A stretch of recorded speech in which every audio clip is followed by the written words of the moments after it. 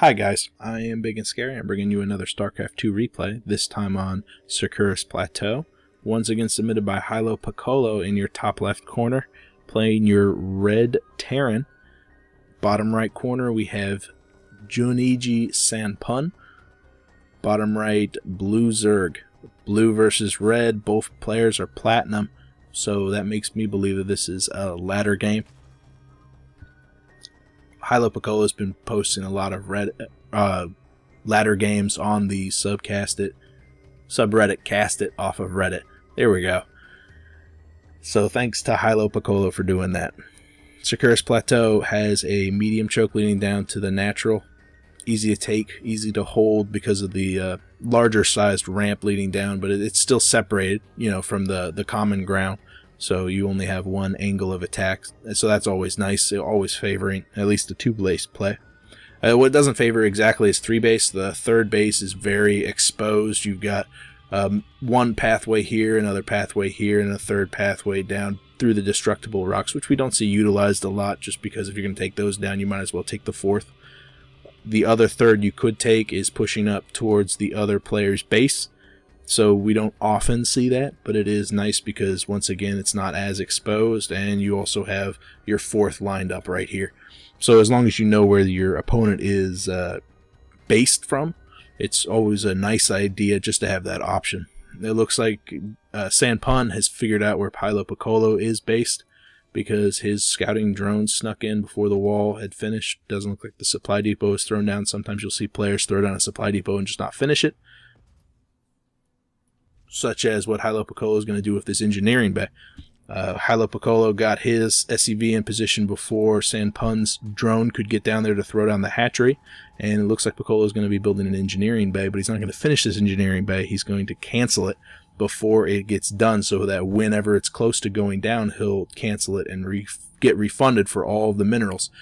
He's going to pull back his SCV with only 5 hit points and significantly delay. You can see Sanpun's up to almost 600 minerals. So delaying Sanpun's expansion a great deal. You can see the spawning pool isn't even close to being finished. So Sanpun's going to have to deal with that engineering bay purely with worker drones. He's not overreacting. He's not pulling a great deal. In fact, he's still saving up all of the minerals that he's got for whenever the spawning pool pops, and he'll probably devote those to taking out an engineering bay. Still got about 200 hit points left. It might go down before the spawning pool finally pops. We can see that both players have got enough money to throw down an expansion, so Piccolo's got his SCV in position, throws down the command center, and pushes out with his Marines. At the same time, the 300 minerals get spent, but this time for a macro hatch for Sanpun. A macro hatch just used to get more larvae. It looks like the reason he's not spending his money is because he doesn't have enough larvae, even though he's got 2 right here. Sanpun thinks better of that, decides to throw down a roach warren after he's taken down the engineering bay. I guess he was devoting so much working time to take down that engineering bay because he wanted for Piccolo to think that he was going ahead and grabbing that expansion. And then as soon as that went down, he throws down a roach warren. Maybe he's going to try for a one-base roach play. He does have metabolic boost on the way, and he's continuing to mine gas.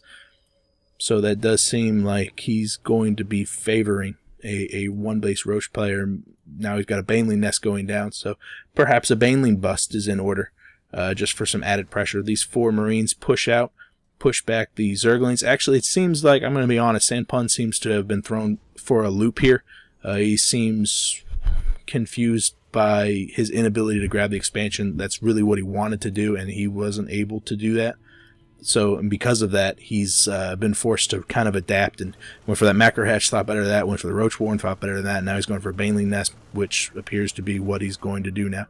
Overlord barely making away with 5 hit points. The 4 Marines have pushed up into the natural, see that there's no expansion, but meet 6 Zerglings on the ramp, so they've decided to think better of that. As soon as the speed finishes, and we can see 8 more Zerglings coming up, those Zerglings will push down and take out the Terran. Piccolo repositioning his units behind the mineral field to prevent the perfect surround. It doesn't get them in the perfect position. Those Zerglings basically get a perfect surround and take down those Marines quickly, but not without more than a few going down themselves. You can see at the income tab, 24 to 16 drones. It looks like Sanpun has went into full-on assault mode. He's got plenty of Zerglings at the front door, morphing in a lot of Banelings. He's got 9 of them on the way and a huge host of Zerglings coming in to reinforce them. As soon as those Zerglings they'll try to take down this wall off that Piccolo has made. Weak spots would be this supply depot or this one. Take out this one, you can make it all the way up into the base, I bet, as long as Piccolo's micro isn't good enough to raise that lowered supply depot. The Banelings rush in. Looks like they're going for the bunker in the middle, doing splash damage to all the structures around it. Both structures go down. Barracks takes a lot of damage. Several Zerglings make it in.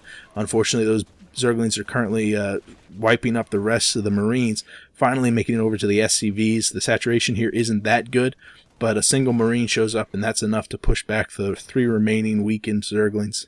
We can see another host of Zerglings pouring in, but this attack has definitely been thwarted as Piccolo begins to build 2 more bunkers to complete that wall off again. This barracks is very weakened. You can expect it to go down to just a couple of Baneling hits. If the attack from the Banelings is positioned once again on this middle bunker, then that Baneling bust is definitely going to be significantly more cost effective. Speaking of cost effective, we can see that currently it's favoring, the units lost tab is favoring Piccolo by 400 points.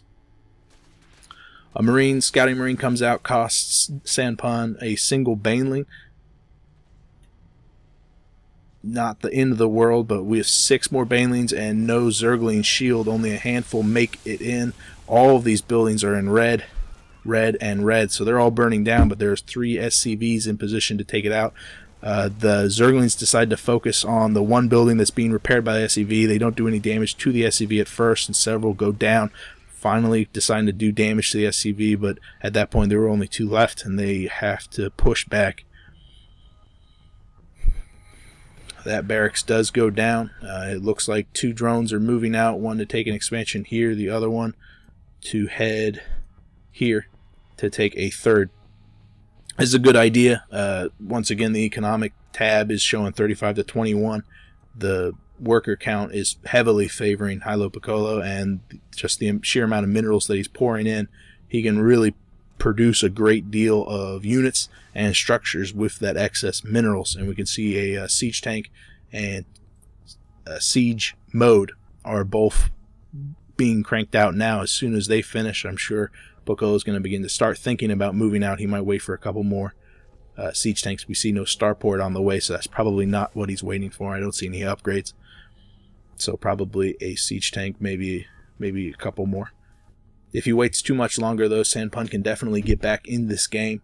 He is doing the right thing. He's grabbing another queen so that he can double up on the drone production at the new base, and he's preparing to get back in the macro game after failing to cause any damage with that early aggression. His failure to cause any early damage means that Piccolo's got the army that he really wants. He's pushing out with that single siege tank. Another one is on the way, will undoubtedly come down and join up. Scan comes down here. That means the scan did not go up to the 3rd, so Piccolo doesn't know about that 3rd yet. This hatchery's 3 spine crawlers is going to do a good job of holding off these Marines, but you can see another bundle coming down on the mini-map. 5 Banelings coming out. If these Marines stay bundled up and those Banelings come in and connect, that's going to be the end of it. But these Banelings are within scouting distance. Piccolo sees them morphing, decides to split up his Marines, which is a good play. Hopefully, as soon as he starts to micro them, they all bundle up again.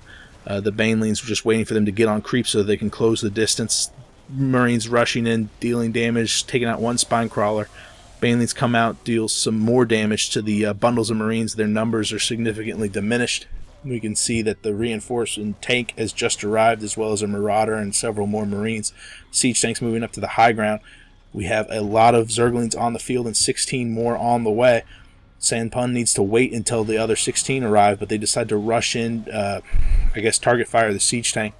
They don't do any damage because the Marines were there to prevent the surround and also to cut them down very quickly. Siege tanks unsiege and begin to move up to take the hatchery again. Sanpun realizes that it's futile even with the other 14 on the way, decides to bow out, What this really came down to was Sanpun not only doubled down but tripled down on the Baneling and Zergling attack of the front, and just, I guess, chose the wrong target. If he took out the supply depot, he probably could have made it to the mineral line.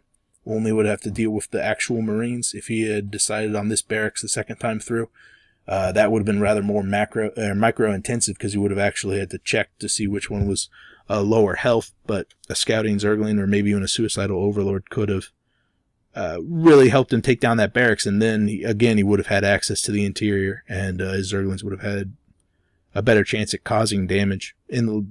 After that, he did a good job scrambling, trying to grab that hatchery. It would have been interesting at the early game if he had tried to grab a hatchery here instead of trying to take down the engineering bay. I'm not sure. Hilopicolo, good job, buddy. Thanks for posting this. And thank you for listening. I am Big and Scary. I will see you guys later. Bye.